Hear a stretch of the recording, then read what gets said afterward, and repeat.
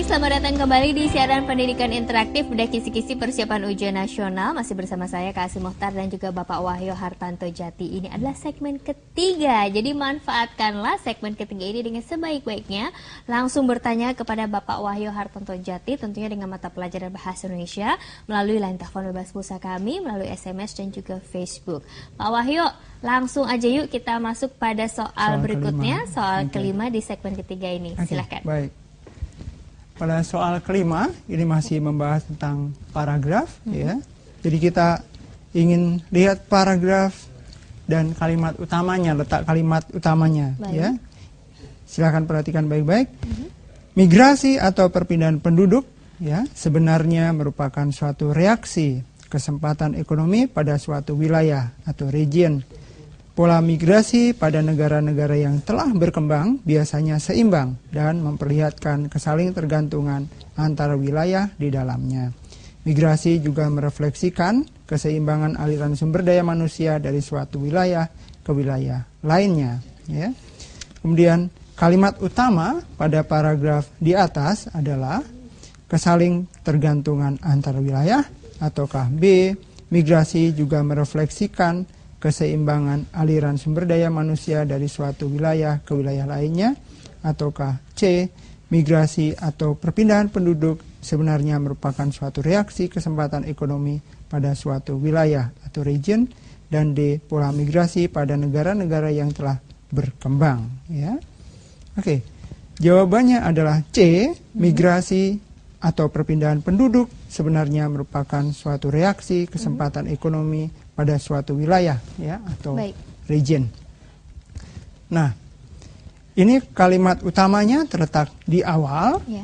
Migrasi atau perpindahan penduduk sebenarnya merupakan suatu reaksi kesempatan ekonomi pada suatu wilayah. Nah, kemudian dibahas selanjutnya pola migrasi pada negara berkembang, ya, seimbang, ya. Kemudian tentang migrasi lagi. Migrasi merefleksikan keseimbangan aliran sumber daya manusia dari suatu wilayah ke wilayah lainnya. Ya. Jadi sumber daya manusia itu melakukan reaksi, ya, untuk mendapatkan kesempatan ekonomi yang lebih baik. Maka manusia berpindah dari satu tempat ke tempat yang lain.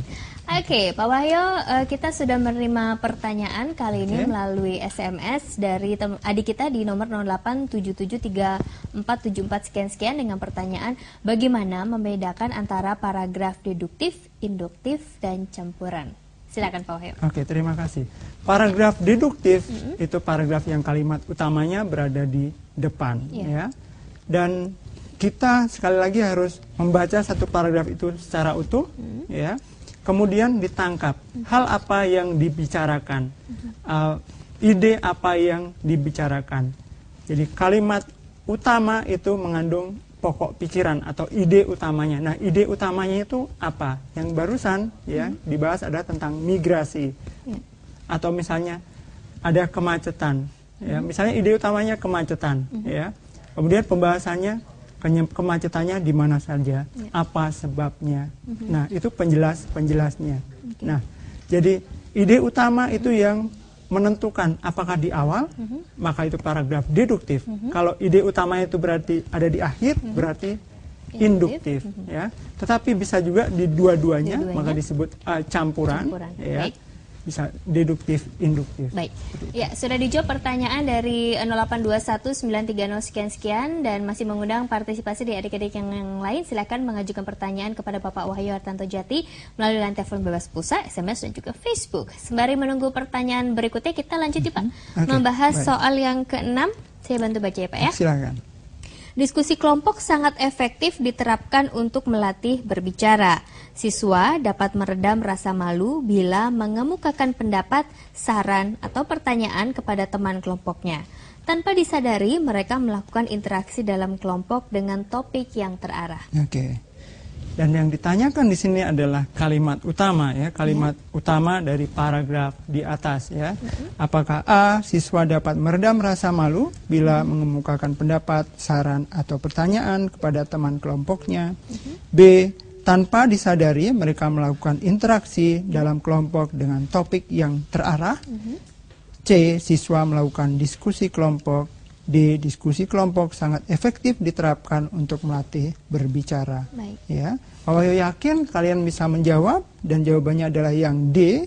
Ya, jadi diskusi kelompok sangat efektif diterapkan untuk melatih berbicara. Ya, melatih berbicara di sini berarti anak-anak berani berbicara, tidak katakanlah rasa malu berbicara di depan umum itu teredam, ya, bisa mengemukakan pendapat, saran, pertanyaan pada teman-teman kelompoknya dan menjadi lebih percaya diri di sini. Oke, kemudian tanpa disadari, ya, dengan otomatis natural mereka melakukan interaksi dalam kelompok dengan topik yang terarah karena ini merupakan sebuah diskusi kelompok. Diskusi kelompok mempunyai topik, ya. Jadi dua kalimat di bawahnya ini ya adalah kalimat-kalimat penjelasnya. Baik. Oke, kita akan lanjut masuk pada soal berikutnya yaitu soal ke-7. Saya bantu baca kembali Pak Wahyu. Sebagai tempat hidup, laut mempunyai kelebihan dibandingkan darat. Kelebihan-kelebihan laut antara lain suhu yang kurang berubah-ubah, dukungan yang lebih banyak untuk melawan gravitasi bumi, air yang cukup tersedia. Dengan air yang cukup tersebut, makhluk hidup di laut dapat menyerap air langsung masuk sistem tubuh. Makhluk hidup di laut dapat memperoleh oksigen dan karbon. Oke.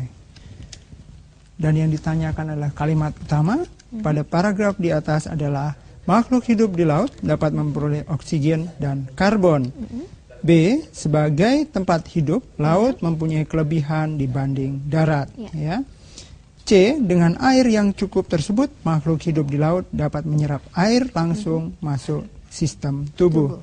D. Kelebihan laut antara lain suhu yang kurang berubah-ubah, dukungan yang lebih banyak untuk melawan gravitasi bumi, air yang cukup tersedia. Ya. Dan jawabannya adalah B.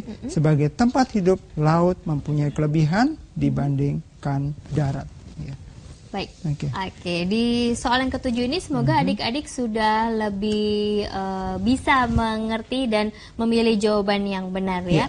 Mungkin Pak Wahyu ada tips-tips yang bisa diberikan kepada adik-adik kalau misalnya masih bingung lagi? Oke. Mungkin bisa dijelaskan di pembahasan soalnya yang ke-7. Ya, soal ke-7. Jadi sebagai tempat hidup, ya, laut mempunyai kelebihan dibanding darat. Ya. Oke, maaf. Oke. Mengapa begitu? Ya. Kemudian diperjelas, ya, kelebihan-kelebihannya. Mengapa laut disebut di sini mempunyai kelebihan? Kemudian kelebihan laut disampaikan, ya. Suhu tidak berubah-ubah, kemudian dukungan lebih banyak, ya, misalnya melawan gravitasi, air yang cukup tersedia, kemudian diperjelas di sini makhluk hidup di laut dapat menyerap air langsung, kemudian makhluk hidup di laut dapat memperoleh oksigen dan karbon. Ya, oksigen tentunya didapat dari air itu sendiri langsung, ya, H2O karena air begitu. Jadi ini kelebihan laut dibandingkan dengan darat. Jadi kalimat-kalimat berikutnya, kalimat kedua, kemudian ketiga, keempat, ini merupakan kalimat-kalimat penjelas untuk memperjelas di mana kelebihan laut dibandingkan dengan darat. Baik, ya. Sekarang ini kita akan lanjut menjawab pertanyaan melalui SMS dari nomor 08219303 sekian dengan pertanyaan, apa perbedaan kalimat utama dengan inti paragraf? Oke, terima kasih. Kalimat utama itu mempunyai topik, pikiran utama atau tema, topik, itulah inti paragraf. Jadi inti paragraf berada pada kalimat utama atau, ya, apa atau hal apa yang menjadi pusat pembicaraan di sini pada paragraf tersebut, itulah inti dari paragraf. Jadi inti paragraf itu digambarkan, dijabarkan dalam kalimat utama. Kemudian inti paragraf diperjelas lagi lewat kalimat-kalimat penjelas di sini. Baik, kami masih menunggu nih partisipasi dari adik-adik semua untuk langsung bertanya kepada Bapak Wahyu Hartanto Jati dengan cara menelpon line telepon bebas pulsa kami melalui SMS dan juga melalui Facebook.